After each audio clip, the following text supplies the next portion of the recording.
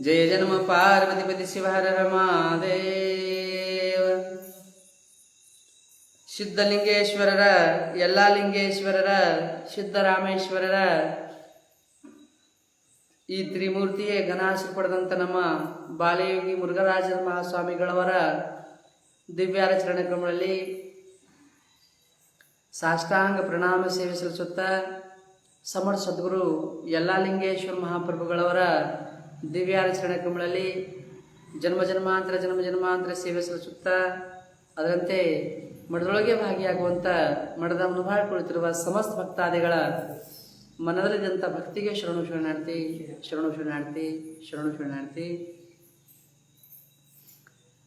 ಇವತ್ತಿನ ಮಹಾಮಠದ ವಿಷಯ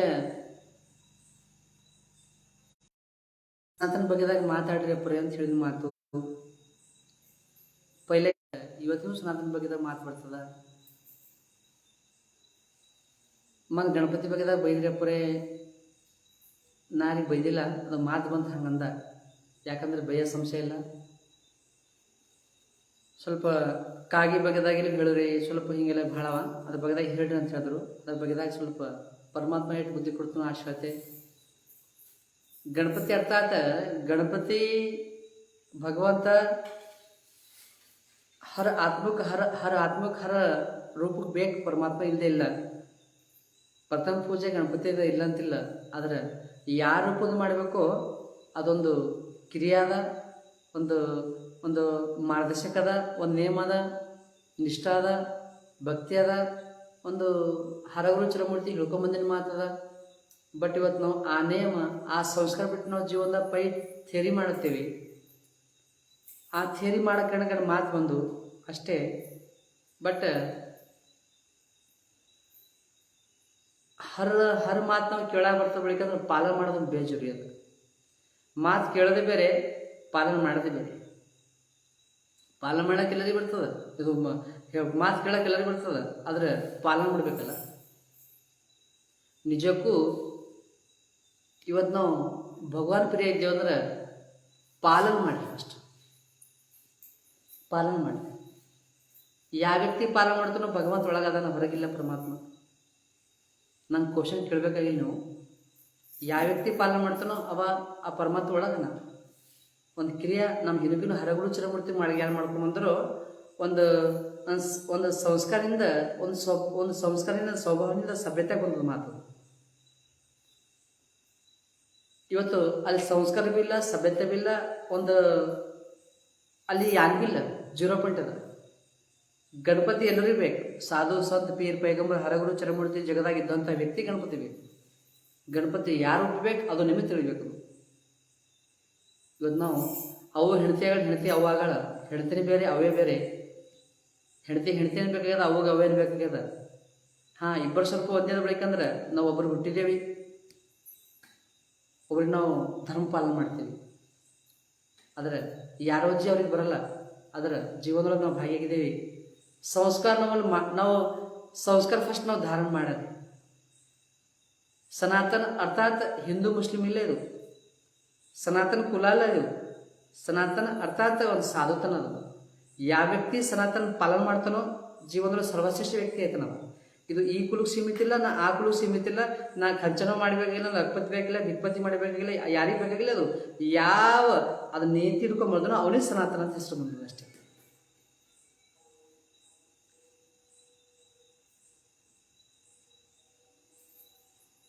ಮತ್ತೊಂದು ಪಾಯಿಂಟು ಏನು ಕೇಳಿರಲಿಲ್ಲ. ಒಟ್ಟಾರೆ ಒಂದೇ ಮಾತು ಹೇಳ್ತೆ. ಹೆಂಗಂತ ಕೇಳಿದ್ರೆ, ನಮಗೂ ಭೀ ಅಪ್ಪ ನಿಮಗೂ ಅಪ್ಪನ. ಅಪ್ಪ ಏನು ಒಬ್ಬರ್ತಾನೆ, 10 ಮಂದಿ ಅಪ್ಪ ಇರಲ್ಲ. ಇವತ್ತು ನಾವು ಇಷ್ಟು ರೊಕ್ಕ ಗಣಪತಿ ಮೇಲೆ ಇಷ್ಟನ್ನ ಇವತ್ತು ನಾವು ಒಬ್ಬರ ಮೇಲೆ ಕೇಳಿದ್ರೆ ಅವ್ರೊಬ್ಬರನ್ನ ನಿಮಗೆ ಬೋದು ಹೇಳ್ತಿಲ್ಲ. ಆದರೆ ಇವತ್ತು ನಾವು ಗಣಪತಿ ಬಗ್ಗೆದಾಗ ಹರ ವ್ಯಕ್ತಿ ಹೇಳ್ತಿದೆ. ಇವತ್ತು ನೀವು ವರ್ಷಕ್ಕೆ ಕೂಡಿಸಿ ನಾವು ರೊಕ್ಕ ಲಾಖ ಖರ್ಚು ಮಾಡ್ತೀವಲ್ಲ, ಅದೇ ರೊಕ್ಕ ಖರ್ಚು ಮಾಡಲ್ಲ. ಒಂದು ಗುಡಿ ಕಟ್ಟಿರಿ, ಮೂರ್ತಿ ಕೂಡಿಸಿ ಅಲ್ಲಿ ಮಾಡಿ, ಅದು ಸಭ್ಯತೆ ಓಕೆ ಅದ. ಇದು ಅಪ್ಪ ಹುಟ್ಟಿನ ಮಾತದ, ಅಪ್ಪನ ಮಾತದ. ಇದು ನಾವು ಮಾಡಿನ ಕಾರ್ಯ ನಾ ಧರ್ಮಕ್ಕೆ ಮಹತ್ವ ಇಲ್ಲ, ನಾ ಒಂದು ಬಿಟ್ಟಿದ್ದಿಲ್ಲ. ಅದು ಒಂದು ಇಸ್ತನ ಮಾಡಿರಿ, ಇಸ್ತನ ಕುಂತಲ್ಲಿ ಗಣಪತಿ ಕೂಡಿಸ್ರಿ, ಅದು ಮಾತು ಬೇರೆ. ವ್ಯಕ್ತಿ ಲೋಕದ ಇದ್ದಂಥ ವ್ಯಕ್ತಿ ಗಣಪತಿ ಪ್ರಿಯನ, ಈ ಲೋಕದಲ್ಲ ಪರಲೋಕದಲ್ಲಿ ಗಣಪತಿ ಪ್ರಿಯನ. ನಿಮಗೆ ಇಲ್ಲ, ನೀನೇ ಪ್ರೀತಿ ಮಾಡಿ, ನೀನೇ ಭಕ್ತಿ ಮಾಡೋಲ್ಲ, ನಾ ಭಕ್ತಿ ಮಾಡೋಲ್ಲ. ಜಗದಾಗ ಇದ್ದಂಥ ವ್ಯಕ್ತಿ ವ್ಯಕ್ತಿ ಭಕ್ತಿ ಮಾಡೋವನ. ನಿಮ್ಮ ಮನೆಯಾಗ ಗಣಪತಿ ಹುಟ್ಟಿಲ್ಲ, ನಮ್ಮ ಮನೆಯಾಗ ಗಣಪತಿ ಹುಟ್ಟಿಲ್ಲ.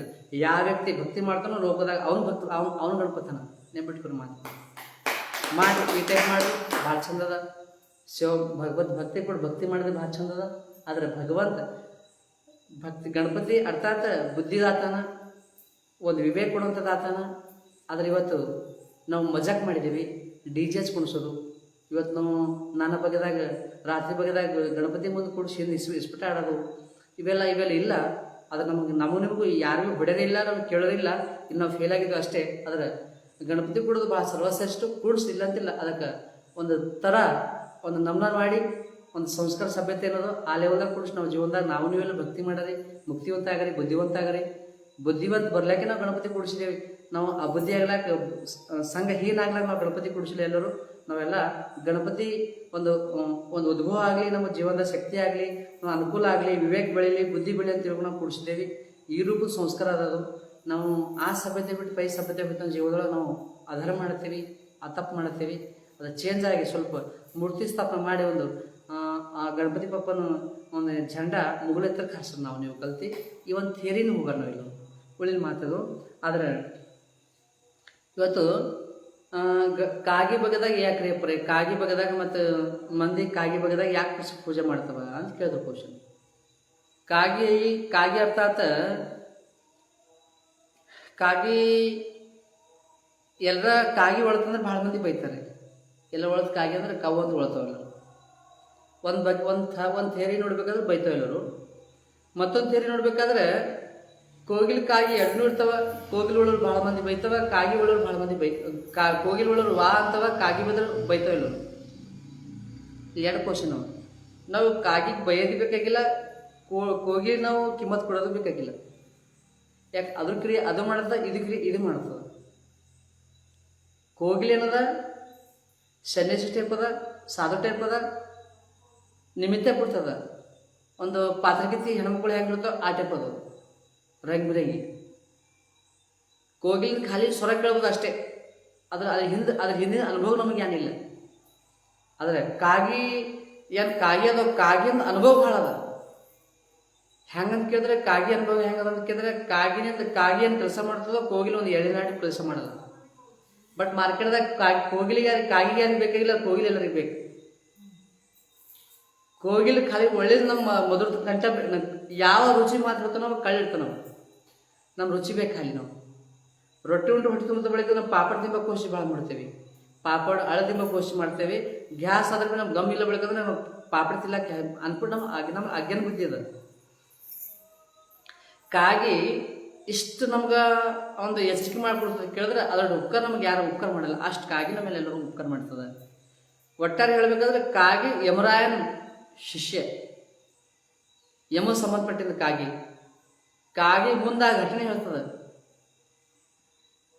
ಕಾಗಿ ನಮ್ಮ ಮನೆಗೆ ಯಾರ ನೆಂಟರು ಬರೋದು ಭೀ ಹೇಳ್ತದೆ, ಕಾಗಿ ಹೇಳ್ತದೆ.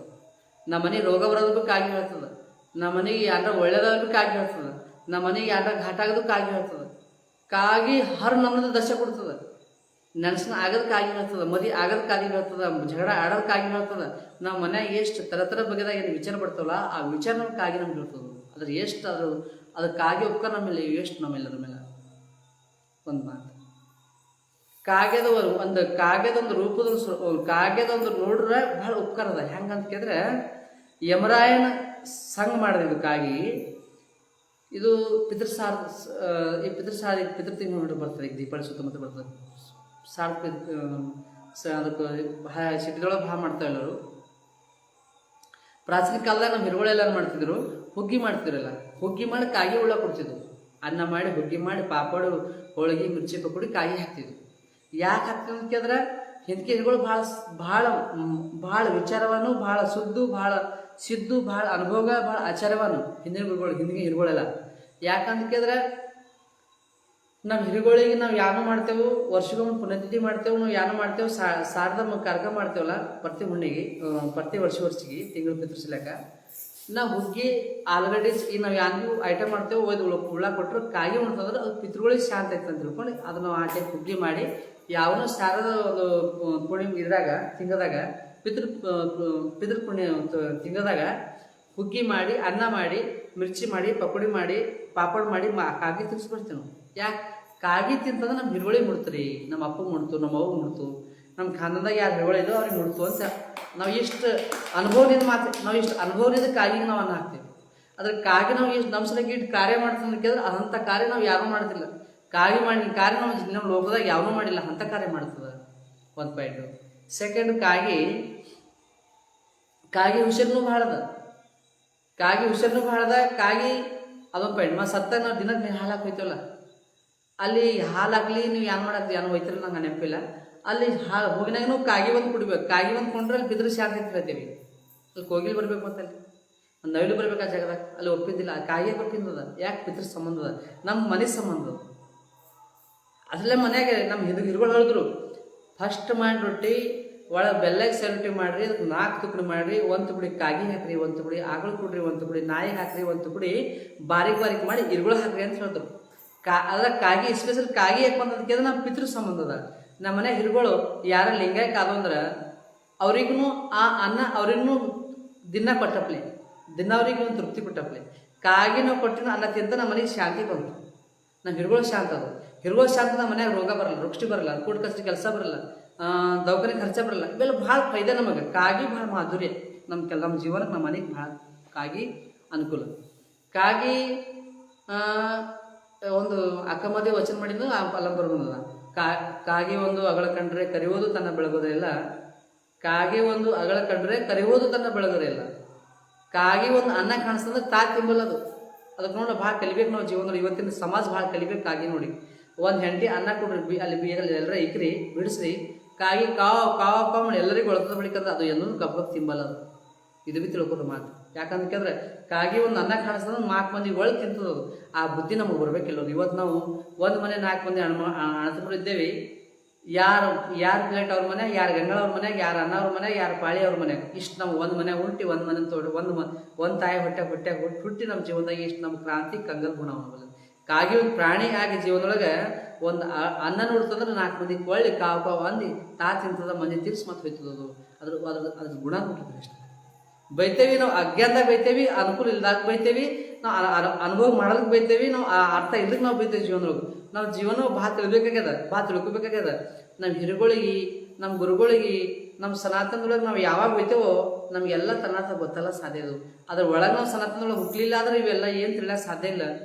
ಯಾರನ್ನೂ ಬಾಯಿ ಬಂದ ಮಾತಾಡ್ಲಕ್ಕೆ ಹೋಗ್ಬೇಡ್ರಿ. ಸರ್ಚ್ ಮಾಡಿರಿ, ಚರ್ಚ್ ಮಾಡಿರಿ, ಅದಕ್ಕೆ ನೋಡ್ರಿ ಅದು ಏನು ಮಾತದ, ಹೆಂಗದ ಸಂಗ್ ಮಾಡಿರಿ, ಮಾತಿನ ವರ್ಣ ಮಾಡಿರಿ. ಎಲ್ಲ ಭಾಳಷ್ಟು ಮಂದಿ ಹೇಳೋದ, ಗುರುಗಳ ಹಿರುಗಳ ಏನೋ ಹೇಳೋರವ, ಕೇಳ್ರಿ. ಬಾಯಿ ಬಂದಾಗ ಮತ್ಲಪ್ಪಿಲ್ಲ. ಯಾಕಂತ ಕೇಳಿದ್ರೆ ಒಂದು ಕ್ವಶನಿಗಿಲ್ಲ. ನಾವು ಶಾಲೆಗೆ ಹೋಗಿ ಕುಂತೇವೆ, ಬಡ್ದೇವೆ, ಮಾತು ಮುಗಿತು. ನಾವು ಇಂಗ್ಲೀಷ್ ಬೇಕು ಬೇಡಂತಿಲ್ಲ, ಆದರೆ ಇಂಗ್ಲೀಷ್ ಕಲ್ತಿನ ಹಿಂದಿನ ಸಭ್ಯತೆ ನಮಗೆ ಬೇಕು ಜೋರಿ ಅದ. ಇಂಗ್ಲೀಷ್ ಕಲ್ತಿನ ಹಿಂದಿನ ಸಭ್ಯತೆ ನಮ್ಮ ಜೀವನದಾಗಿತ್ತು ಭಾಳ ಮಾಧುರ್ಯ ಅದ. ಹಿಂದಿನ ಸಭ್ಯತೆನ ಬಿಟ್ಕೊಳ್ಳೋ ಜೀವನದಾಗ ಏನಿಲ್ಲ. ಅದ್ರ ಪುಣ್ಯಾತ್ಮ ಜಗದಾಗ ಹಾಗೆ ಇದ್ದೀವಿ. ಯಾಕಂತ ಕೇಳಿದ್ರೆ ಭಗವಂತ ಭಾಳ ಸಮರ್ಥನ, ಭಗವಂತ ಭಾಳ ದೊಡ್ಡವನ. ಒಂದು ಕಥೆನೇ ಬರ್ತದೆ. ಹೆಂಗಂತ ಕೇಳಿದ್ರೆ ಒಂದು ಅಜ್ಜಿ ಇದ್ದಳು. ಅಜ್ಜಿ ಹಿಂಗೆ ರೇತೆ ಕುಂತಳಕಿ ಗಡ್ದಾಗ ಕುಂತಳು. ಅಜ್ಜಿ ಆ ಗಡ್ದಾಗೆ ಒಂದು ಗುಂಪಾಯಿತು, ಒಂದು ಮನೆ ಮಾಡ್ಕೊಂಡಳು. ಆ ಅಜ್ಜಿ ಚಳಿ ಭಾಳ ಆಗಲತ್ತಬೇಕಿ, ಭಾಳಷ್ಟು ಚಳಿ ಆಗಲತ್ತಬೇಕಿ, ಭಾಳ ಚಳಿ ಆಗಲತ್ತಿತ್ತು. ಚಳಿ ಆಗೋ ಟೈಮ್ನೊಳಗೆ ಮುದುಕಿ ಚಳಿವಾದಳು, ನಲಗತ್ತಳು. ನಡಗ ಟೈಮಿನಾಗ ಒಬ್ಬ ವ್ಯಕ್ತಿ ಒಂದು ಸೇವಲಾಲ್ ಒಂದು ಸೇವದಾಸ್ ಒಂದು ಹೆಸರು, ಒಂದು ಮೋತಿರಾಮ್ ಹೆಸರಿತ್ತು, 2 ಹೆಸರಿದ್ದು.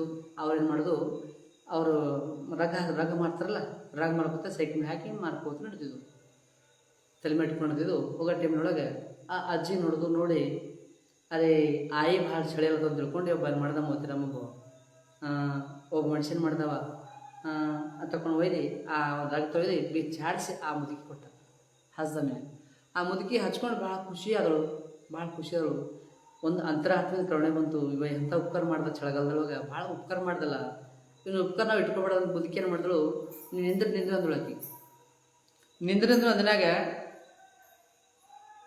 ಅವು ನಿಂತು ನೋಡ್ಬಿಟ್ಟ, ನೀವು ನಾ ರಂಗರ ರೊಕ್ಕ ಕೊಟ್ರಿ, ಅದನ್ನ ನಿಮ್ಗೆ ನಾವು ಉಪಕಾರ ಮಾಡೋದು, ನಮ್ಮನ್ನು ರೊಕ್ಕ ಕೊಡೋ ತಾಕತ್ ಇಲ್ಲ, ಅದು ನಮ್ಮಲ್ಲಿ ಒಂದು ನಿಮ್ಗೆ ತೀಸ್ಕೊಡ್ತಾನೆ ತಾಳ್ರಿ. ಆ ಜಾಗದಾಗ ಆ ಅಜ್ಜಿ ಮನೆಗೆ ಹೋದಳು. ಮನೆಗೆ ಹೋಗಿ ಸಣ್ಣದು ಕೃಷ್ಣಮೂರ್ತಿ ಅಂದಳು. ಇಷ್ಟು ಕೃಷ್ಣಮೂರ್ತಿ ಅಂದು ಅವ್ರಿಗೆ ಕೊಟ್ಟಳು.